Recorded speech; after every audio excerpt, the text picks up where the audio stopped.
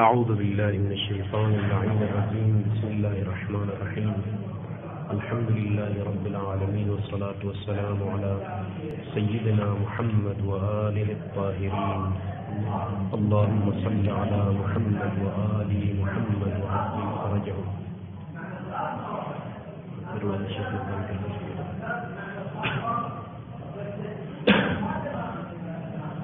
بعض برادران نے کفایہ کے درس کے حوالے سے کہ ایک مباحثے کے عنوان پر ہم نے جو ہے شروع کرنے کا ارادہ کیا تھا، لیکن وقت نہیں ہونے کی وجہ سے جو ہے شروع نہیں کر سکے تھے. ابھی علیکم السلام. کفایت الاصول یقیناً جو ہے عبارات عمیق ہیں، ادبیات کی ضرورت ہے کفایہ کو سمجھنے کے لیے. تو آج بسم اللہ کرتے ہیں اس حوالے سے، پھر انشاءاللہ تعالیٰ آئندہ زمان اور مکان کے لحاظ سے معین کرتے ہیں کہ کہاں پڑھنا ہے اور جو ہے وقت کے لحاظ سے بھی. اجمالاً جو دور اصولی ہے، کہاں سے اس علم کا آغاز ہوا، تأسیس کب ہوئی اور تدوین کب ہوئی اور استناد، تین مراحل سے یہ علم گزرتا ہے. دور التأسیس، کب اس علم کی تأسیس ہوئی. دور التدوین، باقاعدہ کرتاس کے اوپر قانون کی صورت میں سامنے آ چکا ہے یہ علم، وہ کون سا دور تھا. اور دور الاستناد، باقاعدہ مقام استنباط اور استنتاج میں، فقہی احکام کے استنباط میں نسبت دینا، کیونکہ اصول میں یہ ثابت ہے لہذا اس بنا پر یہاں پر حکم شرعی ہم ثابت کرتے ہیں. یہ دور الاستناد کہا جاتا ہے. دور التأسیس جو سب سے پہلا دور ہے، تأسیس میں اہل سنت ہم سے بہت آگے ہے دور التأسیس میں، کیونکہ وفات نبی کے بعد ہی در اہل بیت سے یہ لوگ دور ہو گئے. منبع تشریع جہاں سے احکام شرعی کی تشریع ہو رہی تھی، کہا کہ نحن حسبنا و کتاب اللہ، تمام. وفات نبی کے بعد باقاعدہ اصولی قوانین سامنے آ گئے، تأسیس وہاں سے ہوئی. لیکن بحمدللہ ہم وفات نبی کے بعد تقریباً 250 سال تک معصوم کے ساتھ متمسک رہے، جس کے نتیجے میں تأسیس کا مرحلہ متأخر ہے بالنسبہ الی اہل سنت. اہل سنت کے نزدیک جو ہے تأسیس کا مرحلہ وفات نبی کے بعد ہے، لیکن ہمارے پاس تأسیس علم اصول کا مرحلہ متأخر ہے. لہذا اس حوالے سے جو باقاعدہ یہ علم جب تأسیس ہوئی اس کی، تو اول من اسس هذا العلم وفتح بابه ورسخ قواعده، اولین انسان جس نے اس علم کی تأسیس کی وہ الامام ابو جعفر الباقر، امام محمد باقر علیہ السلام نے تأسیس کی. دیکھیے استناد کا مرحلہ بھی تک آیا نہیں، کیونکہ امام موجود ہیں جی نہیں. باقاعدہ ہم نے مقام استنباط میں ہم خود استنباط کرے فقہ احکام کو رسول قواعد کے سہارے سے، یہ استنباط کا مرحلہ بعد میں ہے، صرف تأسیس کا مرحلہ. امام ابھی جو ہے تأسیس میں ہے کہ قواعد اصولی کی، اور اس کے بعد امام جعفر صادق.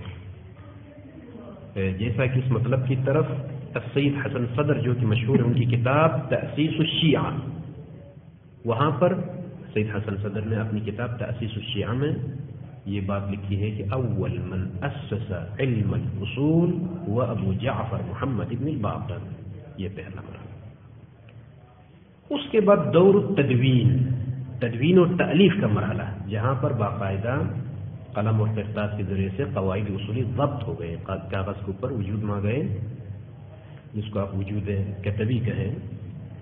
تو اس کے حوالے سے سیوطی نے لکھا ہے کہ اول من صنف فی اصول الفقہ الامام الشافعی.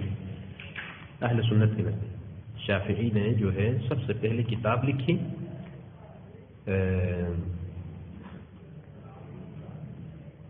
علم اصول میں.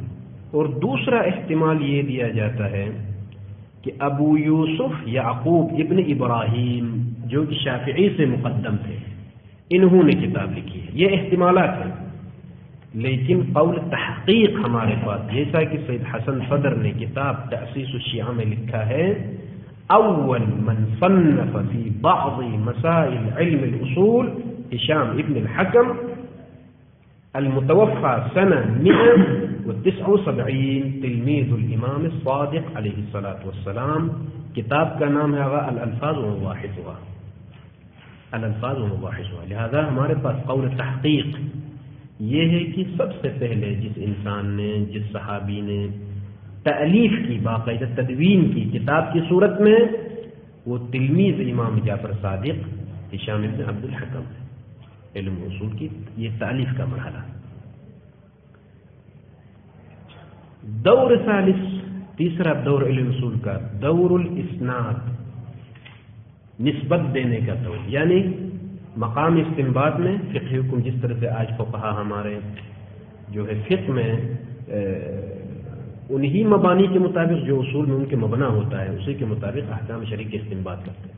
کہتے ہیں کہ یہ اس روایت سے ہم یوں استفادہ کرتے ہیں کہ لأنه ثبت فی الاصول، یہ نسبت ہے. دیکھو دور الاسناد، استنباط کی نسبت قواعد اصولی کی طرف دینے کا دور، اس کو کہا جاتا ہے دور الاسناد.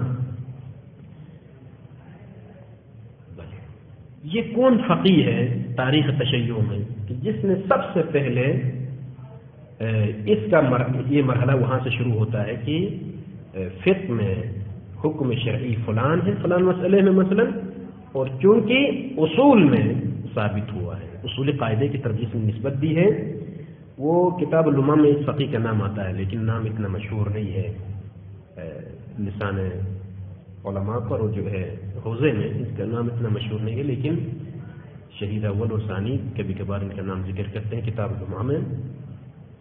وہ کون ہے آغا؟ الشیخ الجلیل الحسن ابن علی ابن ابی عقیل، ابن ابی عقیل کے نام سے مشہور ہے کتب، یعنی ابن ابی عقیل. وہ کون ہے؟ علی ابن عقیل. کتاب ہے المستمسک بحبل آل الرسول.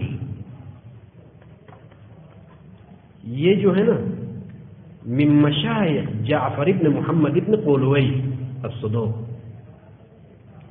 ان کے استاد شمار ہوتے ہیں، اور باقاعدہ انہوں نے کتاب لکھی مستمسک بحبل آل الرسول، اور یہاں سے اسناد کا مرحلہ شروع ہوا.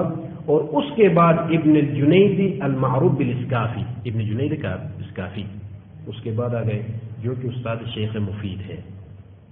دیکھیں ابن ابی عقیل کے بعد مرحلہ ابن جنید اسکافی، اور اس کے بعد شیخ مفید جو کہ ابن جنید کے شاگرد ہیں.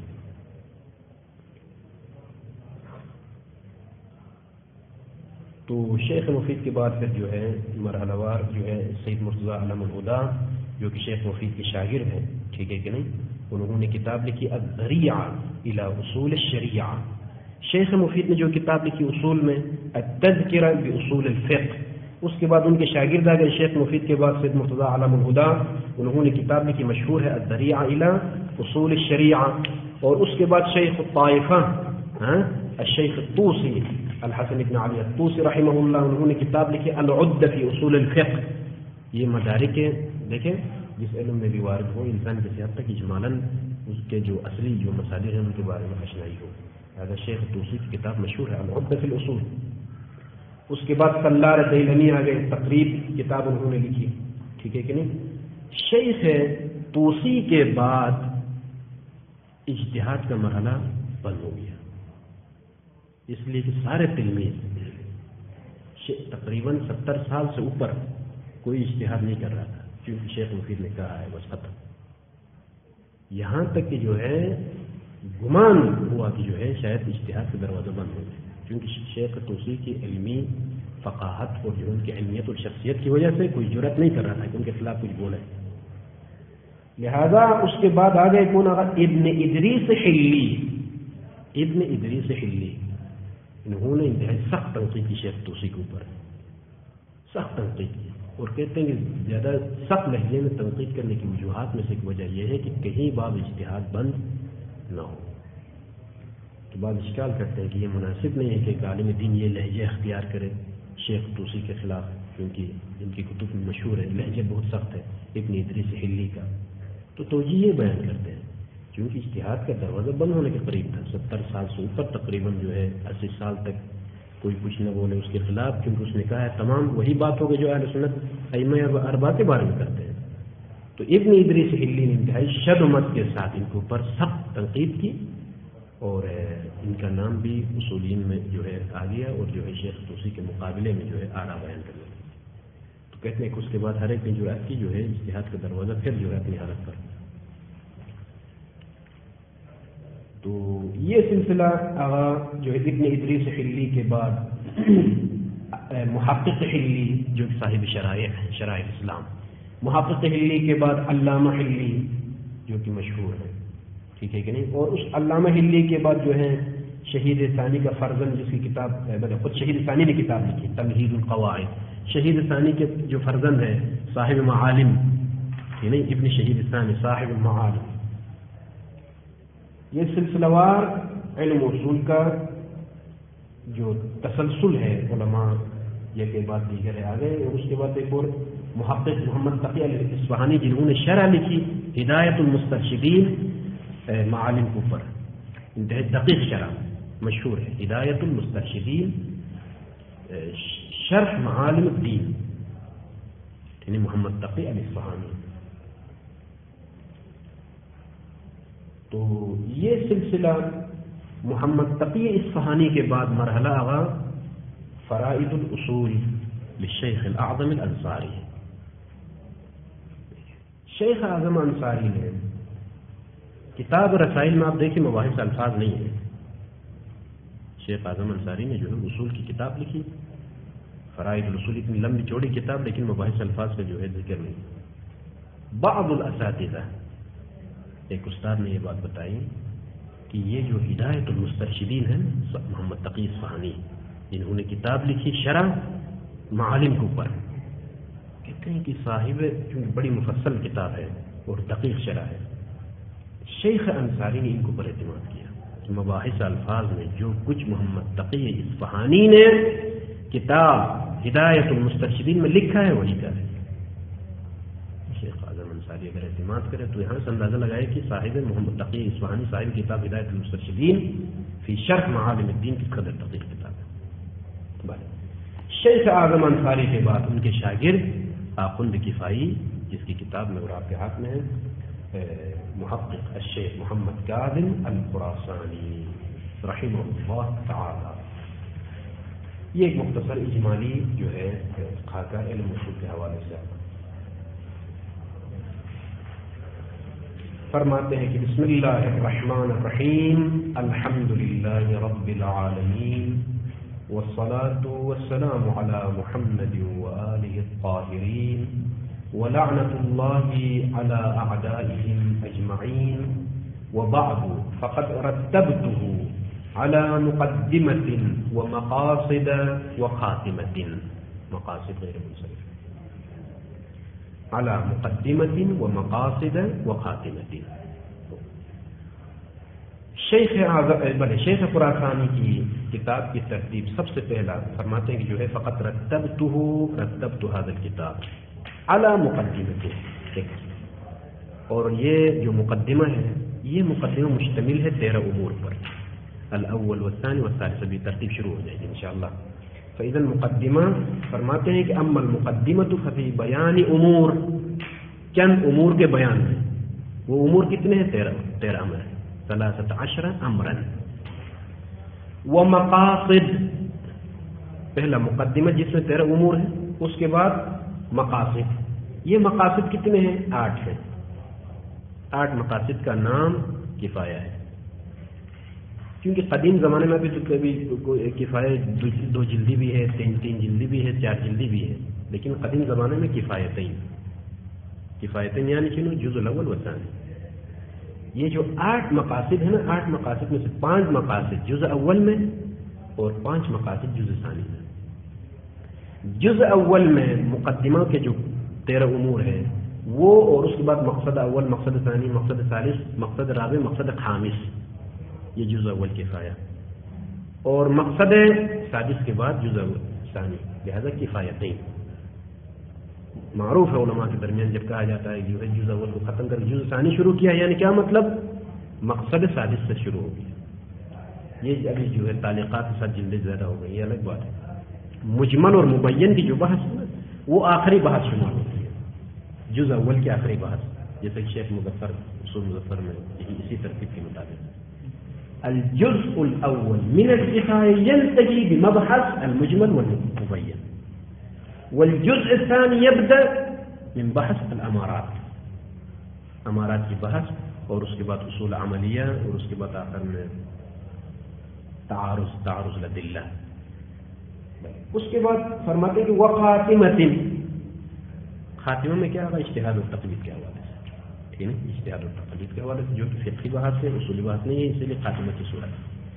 فاذا شکل عام جو کفایہ کی ہے وہ یہ ہے کہ سب سے پہلے مقدمہ میں 13 امور، اور اس کے بعد مقاصد میں جو ہے 5 مقصد جز اول میں، اور باقی 3 مقصد جز ثانی میں، اور آخر میں خاتمہ ہے. الاول، مقدمہ ہم نے کہا کہ جو ہے مشتمل علی 13 امرا. الامر الاول موضوع العلم ومسائلہ، علم کا موضوع اور علم کے مسائل.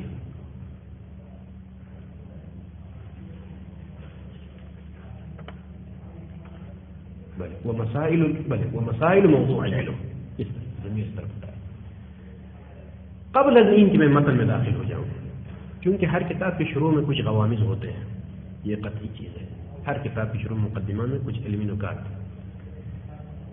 موضوع جب کہا جاتا ہے تو ایک موضوع ہے عند المنطقیین، ایک اصطلاح ہے، ایک اصطلاح عند الفلاسفہ، اور ایک اصطلاح عند الاصولیین. دیگر اصطلاحات سے قطع نظر جو مقصود یہاں پر بیان کرنا ہے وہ یہ کہ الموضوع عند الاصول ما ہوا، جب کہا جاتا ہے کہ موضوع فلان. فی المصطلح الاصولی الموضوع یعنی موضوع الحکم الشرعی، حکم شرعی کے لیے جو موضوع ہے، ما تعلق به الحکم الشرعی، جس کے ساتھ حکم شرعی نے تعلق رکھا ہو، اسی کا نام موضوع ہے. ٹھیک ہے کہ نہیں؟ فإذن عند الأصولي الموضوع هو ما تعلق به الحكم الشرعي، جو حکم شرعی کے لیے موضوع ہے وہی ہے اصولی کے پاس موضوع. لیکن ایک چیز یہاں پر ضروری ہے بیان کرنا، موضوع الحکم و متعلق الحکم دونوں فرق کرنا ضروری ہے. یہ ابتدائی چیزیں ہیں، یہ معلومات. موضوع الحکم شیء و متعلق الحکم شیء آخر. مثلا اکرم زیدا،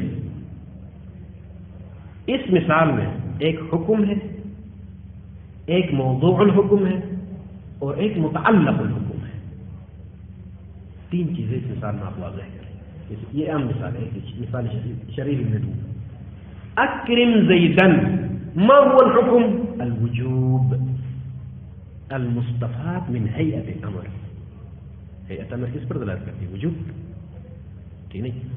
اکرم میں حکم کیا ہے؟ وجوب ہے. متعلق موضوع الحکم، ہم نے کہا موضوع عند الاصول ما تعلق به الحکم الشرعی، حکم شرعی جس کے ساتھ تعلق ہے اس کا نام موضوع ہے عند الاصولی. بناء على هذا الحکم هو الوجوب، یہ حکم شرعی ہے. اس کا تعلق کس کے ساتھ ہے؟ وہ ہوگا موضوع اکرام. احسن. یعنی کیا چیز واجب ہے؟ یعنی تعلق الوجوب بالاکرام. فاذا الاکرام هو موضوع الحکم. اچھا، متعلق کیا ہے؟ زید. احسنتم. اکرام کا تعلق جس شخص سے ہوگا وہ شخص موضوع الحکم کا ہے. فاذا بعبارہ مختصرہ متعلق موضوع الحکم یعنی متعلق الحکم، حکم جس کے ساتھ تعلق رکھے وہ کیا ہے؟ اکرام. اس کا متعلق کیا ہے؟ زید. متعلق الحکم، متعلق حکم کا متعلق وجوب کا متعلق کیا ہے؟ اکرام ہے. اکرام کا متعلق کیا ہے؟ زید. فإذن هذا هو الفارق. متعلق الحكم شيء وموضوع الحكم شيء. متعلق الحكم یعنی اکرام ہماری مثال. متعلق بلے موضوع الحكم یعنی اکرام کا متعلق، خود حکم کا نہیں. صلی میں آپ تطبیق کریں گے سب کو. صلی میں حکم کیا ہے، موضوع کیا ہے بلے، اور متعلق کیا ہے. صلی الحکم هو الوجوب جو کہ مستفاد ہے حیات عامر سے. متعلق الحکم الصلاۃ، صلاۃ کے ساتھ وجوب میں تعلق رکھا ہے. موضوع الحکم مکلف اس کے ساتھ جو ہے یہ تعلق رکھتی ہے نماز. تو هذا هو الفارق بین متعلق الحکم و موضوع الحکم. اس کے بعد جیسا کہ تعبیر ہے استاد کی، متعلق الحکم یسمى موضوعا. تعبیر ہے استاد کی، متعلق الحکم یسمى موضوعا. بس حکم کا متعلق اکرام ہے، اکرام کا متعلق زید ہے. زید کا نام کیا ہے مثلا ہماری مثال میں؟ موضوع ہے. اس کے بعد آ جائے گا موضوع العلم و مسائل. امر اول میں چند مطالب ہیں. المطلب الاول موضوع العلم.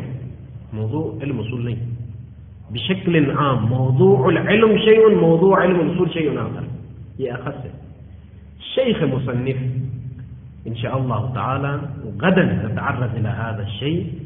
اولا يبين مطلق موضوع العلم، چاہے علم اصول ہو، منطق ہو، نحو ہو، جو بھی ہو. موضوع العلم یہ ہے بشکل عام. اس کے بعد دوسرے مرحلے میں انشاءاللہ دوسرا یا تیسرا ان کا نقطہ ہوگا جس میں وہ شیخ بیان کریں گے کہ موضوع علم اصول خاص طور پر کیا موضوع ہے مسلم کے پاس. اس کو سمجھنے کے لیے یہ جو عبارت ہے موضوع، بل ان موضوع كل علم وهو الذي يبحث فيه عن عوارضه الذاتية أي بلا واسطة في العروض هو نفس موضوعات مسائله. یہ جو ہے نا ان موضوع كل علم، یہ اسم ہے ان کے لیے، خبر کیا ہے؟ هو نفس موضوعات مسائله. یہاں تک رکھ دیتے. باقی بین قوسین جو عبارت ہے اس عبارت میں خود موضوع کی تعریف بیان ہو رہی ہے. موضوع کس کو کہا جاتا ہے؟ وهو الذي، یہ تعریف ہے موضوع کی. اما علم کا موضوع کیا ہے وہ بعد میں جو خبر کی صورت میں ہوا نفس میں یہ موضوع ہے. اما خود موضوع کی تعریف بیان کرو، وہ تعریف بین قوسین بیان ہو رہی ہے. اور اس تعریف میں کچھ رموز ہیں، عوارض کی پھر قسمیں بیان کرتے ہیں انشاءاللہ تعالی. ہم اجمالاً اس کو کل جو ہے عوارض کی قسمیں اور اس کی توضیحات کے حوالے سے انشاءاللہ گفتگو ہوگی. صلی اللہ علی محمد و آلہ الطاہرین.